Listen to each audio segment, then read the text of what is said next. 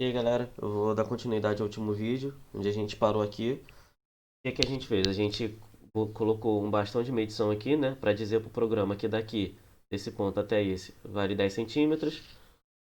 A gente colocou aqui as coordenadas aqui, x e y. Marcamos o centro da bolinha em cada instante. E aqui a gente chegou a essa tabela aqui com o tempo em segundos, a posição em y em centímetros, a velocidade que a gente vai calcular. A gente vai pegar os valores que a gente tem e a gente vai calcular essa velocidade. E chegamos também a esse gráfico aqui da posição, que tem comportamento em forma de parábola, né? E chegamos também aqui nesse gráfico de V por T. A gente vê que a velocidade aqui tem um comportamento linear. Então, o que falta para a gente agora para fazer com o tracker é achar a incerteza da posição. Notem que aqui no início do meu vídeo, a minha incerteza é muito pequena. E aqui eu marquei o centro da minha bolinha. Só que eu posso não ter marcado o centro exatamente. Então eu posso ter uma incertezazinha pequena aqui. E à medida que eu vou avançando o meu vídeo, a minha bolinha vai ficando embaçada e a minha incerteza vai então aumentar. Então à medida que minha bolinha vai caindo, ela vai ganhando velocidade. Opa, que eu cliquei ali sem querer. Apertei Ctrl Z para voltar. Ah, Então, à medida que a minha bolinha vai ganhando velocidade, ela vai ficando embaçada aqui no vídeo. Então a incerteza dela vai aumentar. Notem que se eu vou pegar essa minha última posição para dar um exemplo. Se eu for colocar o meu bastão de medição, que eu sei que vale 10 centímetros aqui, porque eu não alterei o ponto final nem inicial dele, então eu sei que ele vale 10 centímetros, e eu colocar aqui nessa área toda aqui, só para ter uma noção de quanto que vale desse ponto até esse, só para ficar visível, a minha área embaçada começa aqui e termina aqui, ou seja, ela é maior do que o meu bastão de medição, que tem 10 centímetros, ou seja, essa incerteza, se eu for considerar toda essa área aqui como a minha incerteza, eu vou ter um valor muito alto da incerteza na minha posição. E, consequentemente, quando eu for propagar isso para a minha velocidade, lá na hora que a gente for calcular a velocidade, eu vou ter uma incerteza relativa muito alta. Então, como é que a gente pode fazer? Aqui no roteiro, ele, ele fala aqui, ó. Ele bota um exemplo aqui, igual tá aqui no track, onde ele tem essa área embaçada toda aqui. E ele marcou o meio dela, que seria o centro da bolinha, com esse xizinho azul. Então ele fala aqui, ó. Nesse caso, foi marcado com o X em azul o centro da bolinha, enquanto que a barra vermelha, que é essa barra aqui do lado, que está do lado do meu centro aqui, é uma escolha razoável da região de incerteza da posição do centro da bolinha. Então o que, que ele está dizendo? Ele está dizendo aqui que só essa barra vermelha aqui, ela já é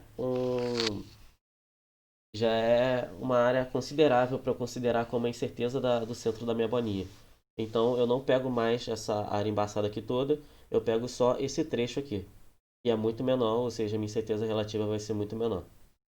Então, como que a gente faz isso no tracker?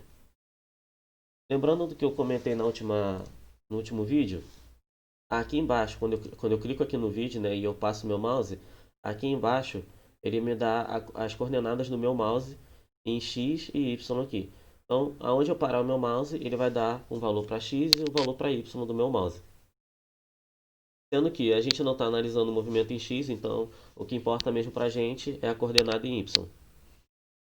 Então vamos lá. Para essa posição aqui, eu vou fazer a mesma coisa, eu vou considerar como se tivesse uma barrinha vermelha aqui do lado, para considerar como incerteza, igual está aqui no relatório. Então eu vou vir aqui no roteiro. Então eu vou colocar o meu mouse aqui. Eu acho que daqui até aqui assim é uma área considerável para considerar como incerteza. Então eu vou colocar o meu mouse aqui. Vou ver quanto ela está medindo em Y, aqui no canto inferior esquerdo. Está medindo 7,855 centímetros. E agora eu coloco meu mouse aqui embaixo.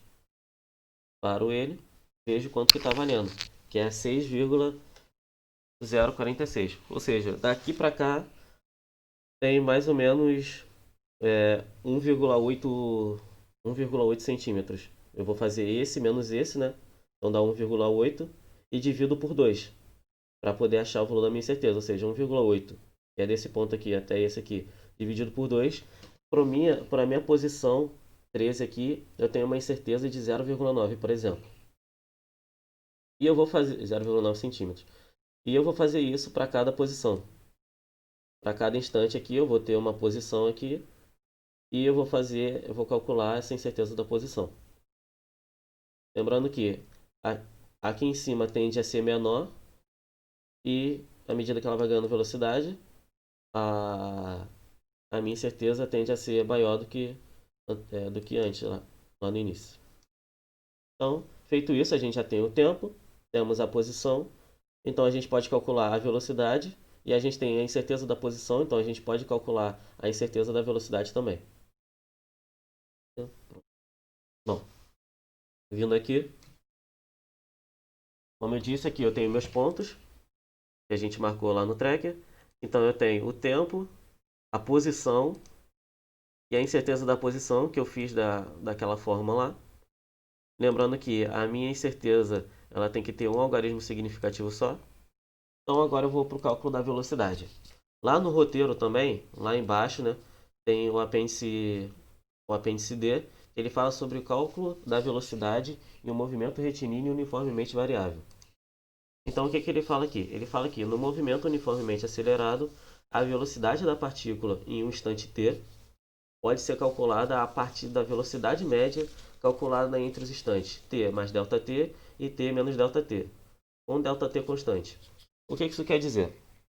Primeiro, o que é esse ΔT aí? ΔT foi o que a gente comentou no outro vídeo, que como eu filmei a 30 fps, então a cada frame que eu passo, cada quadro que eu passo, eu estou andando 0,033 segundos. Então, eu estou sempre andando nesse ΔT, nesse intervalo de 0,033 segundos. Então, o meu ΔT ele é constante, então eu vou precisar do meu tempo e da minha posição no ponto depois e do meu tempo e da minha posição no ponto anterior. É o que está dizendo aqui. Então, vamos lá. Para minha velocidade, eu vou ter que ela vai ser igual a minha posição no meu ponto depois, menos a minha posição no meu ponto anterior, dividido pelo meu tempo depois, menos o meu tempo antes. Então vamos lá no Excel para poder mostrar e visualizar isso. Vamos supor, para o meu ponto 2 aqui, eu vou calcular a minha velocidade. Eu coloquei a fórmula aqui do lado para auxiliar, calcular a velocidade. Então eu vou ter que ela vai ser igual ao quê?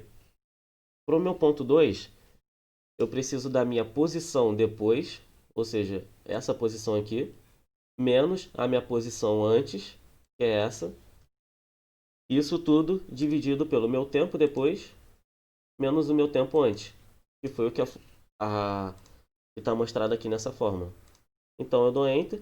Então eu achei que a minha velocidade do ponto 2 aqui, ela vai ser igual a 59,28 centímetros por segundo. Só para mostrar, só para visualizar aqui. Para o meu ponto 2, para calcular a velocidade dele, eu não precisei dos dados dele. Eu precisei só dos dados depois e dos dados antes. Então notem que, para a minha primeira posição, eu preciso da minha posição e do meu tempo depois, que eu tenho. Só que eu não tenho nem minha posição nem meu tempo antes. Então não tenho como calcular a velocidade aqui, nesse ponto. Aqui no meu último ponto, a mesma coisa. Eu preciso do meu ponto depois e do meu ponto antes. Da minha posição e do meu tempo depois e da posição e do meu tempo antes. Como eu não tenho nem a posição nem o tempo depois, eu não tenho como calcular essa última velocidade. Então, eu só vou ter velocidade daqui até aqui. A minha primeira e a última eu não vou ter. Como eu estou aqui no Excel, eu posso até chegar aqui e fazer a mesma fórmula para cada ponto, mas aqui no Excel é bem simples, é só eu clicar na célula aqui e vir aqui nesse cantinho da célula. Podem ver que meu mouse vai até mudar, ele vai virar essa cruzinha preta. Eu pressiono e arrasto a fórmula para baixo. Dessa forma eu cheguei às minhas velocidades para cada ponto. Agora vamos para a incerteza da velocidade. Está aqui no apêndice D também, só que logo embaixo aqui na minha velocidade, eu tenho aqui. Para cada valor de velocidade, também podemos calcular a incerteza associada mediante a forma de propagação de incertezas. que é aquela fórmula que a gente usou no outro experimento, lá que a gente precisava das derivadas parciais, da incerteza. Então, desprezando a incerteza na determinação do tempo, ou seja, a gente só vai considerar as incertezas da posição. E então a gente vai usar aquela mesma forma. Ela está diferente aqui porque só reorganizaram ela, mas é aquela mesma forma da propagação de incerteza. Então eu tenho aqui que a incerteza da minha velocidade vai ser igual a raiz quadrada da incerteza da minha posição depois ao quadrado, mais a incerteza da minha posição antes ao quadrado, dividido pelo tempo depois menos o tempo antes ao quadrado. Esse tempo depois menos tempo antes, eu escrevi aqui como 2ΔT. Por quê? Como a gente está andando em intervalos regulares de tempo aqui, a gente está sempre andando 0,033 segundos. Quando eu faço o meu tempo depois menos o meu tempo antes, é a mesma coisa que eu pegar duas vezes esse ΔT. Lembrando que esse ΔT é 0,033. Então, quando eu faço esse cálculo do tempo depois menos o tempo antes, eu estou fazendo a mesma coisa que eu pegar 2ΔT. Eu vou só essa aqui só para essa informação. Eu só tinha dividido, né, os termos da incerteza da minha velocidade aqui. Eu tinha cálculo que não tem nada a ver não. Então, eu venho aqui. Como é que eu calculo então a incerteza? Eu boto aqui a raiz do que? Da incerteza da minha posição depois ao quadrado. Então eu vou colocar aqui. Incerteza da minha posição depois ao quadrado. Para eu colocar ao quadrado, eu coloco esse chapeuzinho aqui e o índice que eu quero. Mais a incerteza da minha posição depois, quer dizer, antes ao quadrado. Ou seja, a incerteza da minha posição depois ao quadrado mais a incerteza da minha posição antes ao quadrado. Isso dividido pelo meu tempo depois menos o meu tempo antes, tudo isso ao quadrado. Fecho parênteses só para fechar a fórmula, dou Enter. Aqui eu achei a incerteza da minha posição, que é de 7,8. Lembrando que eu tenho que sempre deixar ela com algarismo significativo, só coloquei mais aqui só para poder enxergar.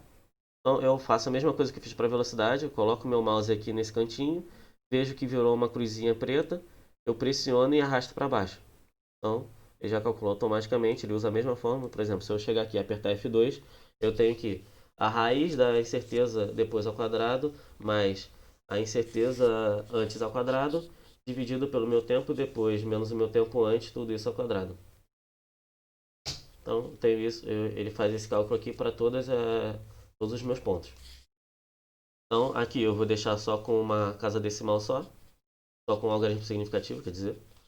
Aqui, se eu fizer isso aqui, o máximo que eu consigo é deixar 10, 11, 12. Só que a gente tem que deixar um algarismo significativo só. Como eu faço isso no Excel? Eu vou selecionar aqui. Aqui em cima está em número. Eu vou colocar como científico. E agora eu posso andar por lado nas casas. Vou ver uma coisa aqui. Então, aqui eu tenho essa anotação de E mais 0,1. Ela significa 10 elevado a 1. Se eu tivesse E mais 0,2, seria 10 elevado a 2. Então aqui o que está acontecendo? Eu tenho 1 vezes 10 elevado a 1, que é 10. Aqui embaixo eu tenho 2 vezes 10 elevado a 1, que vai dar 20. E se eu tivesse, por exemplo, E elevado a 0,3, seria 1 vezes 10 elevado a 3. Se eu tivesse E menos 1, seria 1 vezes 10 elevado a menos 1. Então é só isso. Então, já calculei. Então a gente já tem o tempo, a posição, a incerteza da posição, a velocidade, a incerteza da velocidade, lembrando que a velocidade é a incerteza da velocidade. A gente não consegue calcular no primeiro nem no último ponto. E agora a gente já pode fazer os gráficos de velocidade por tempo e de tempo e posição por tempo. E eu vou mostrar no próximo vídeo. Obrigado.